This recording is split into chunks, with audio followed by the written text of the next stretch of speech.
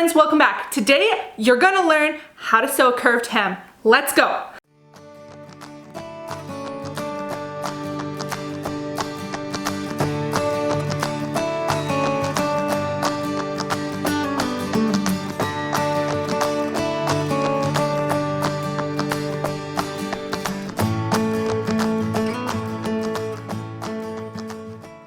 So curved hems can be super intimidating. Once you finally strike up the nerve to try it, you try it and it's a failure because they suck, you guys. I'm not even gonna sugarcoat it. It sucks to do a curved hem. And there's different techniques. You can run a basting stitch and gather it and do all these different things. But the reality is it still sucks. It's still hemming. This version I'm gonna show you is definitely still hemming, but it's a lot easier because it's a facing. Now, I saw this in a Facebook group and it made me think like, yeah, why haven't I been doing hems like that for eternity? So I went to check out YouTube to try and find a tutorial to maybe show me exactly what I needed to do. I couldn't find one. I could not find a tutorial for a curved hem facing. So here it is. You're welcome. If you aren't already aware, we are doing a giveaway with sewyyc, and I will link that video down below so you can get all the information and get entered in. You do need to subscribe, so hit that button right now so you can be ahead of the game. So essentially, instead of using the bottom of your shirt pattern or dress pattern to hem it, you're going to cut some of that off and make it into a facing. So if you're unfamiliar what a facing is, it's just a little piece of fabric that goes inside of the garment to hide the seams, and it's typically used on collars or lapels or jacket fronts, things like that, so you don't see the seam. But it can also be used on hems, and it doesn't have to just be curved hems, it can be straight hems or anything of the like, and it doesn't change the look of the garment. In fact, you can actually punch up your garments this way by adding a fun print or something to a basic garment to make it a little more interesting on the inside for if you when you sit down or something and that hem flashes. So all you have to do for this hem facing is cut off a portion of the bottom of the pattern. You'll want to make sure that this is going to be long enough on you as it is and that you don't have to lengthen this.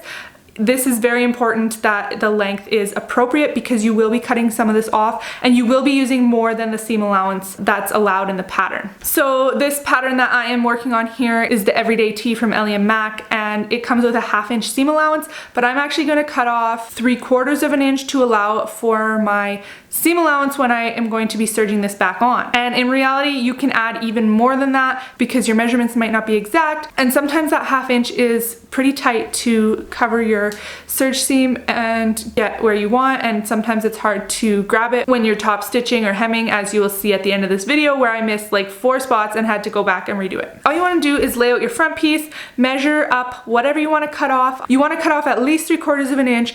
An inch would be even better.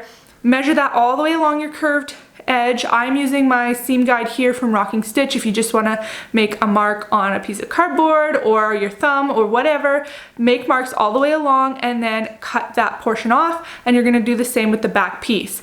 Then the next step is to sew it right back on, right sides together. Once you have that done, construct your garment as usual.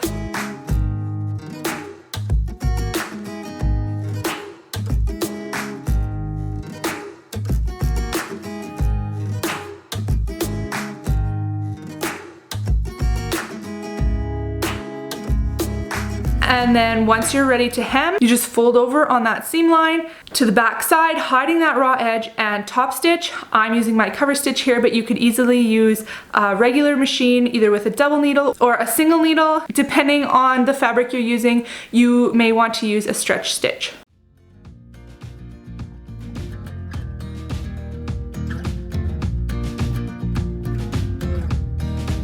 And here's how it turned out. I will admit that this fabric choice maybe wasn't the best for this pattern. It's a heavier weight waffle knit. I didn't realize it was this heavy when I was deciding on this, but it is still cozy and I will definitely still wear it. It did just flare out a bit at the hips, so I ended up taking it in about 1 inch on each side, and in the future maybe I would even size down if I was going to be using a bulky fabric like this.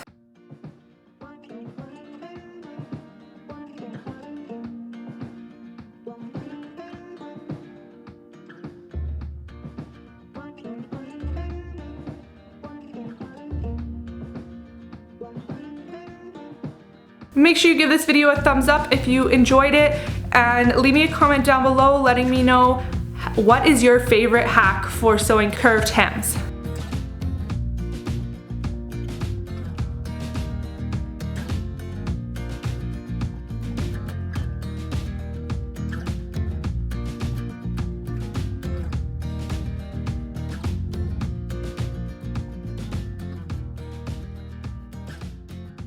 Thank you so much for staying to the end, and thank you for clicking on this video. There is also a big giveaway coming for hitting 300 subscribers, which maybe by this point we will have hit 400 subscribers or more, and it's going to be a big one. So make sure you hit that subscribe button so you don't miss out. Thanks so much for watching, and I'll see you next time. Bye!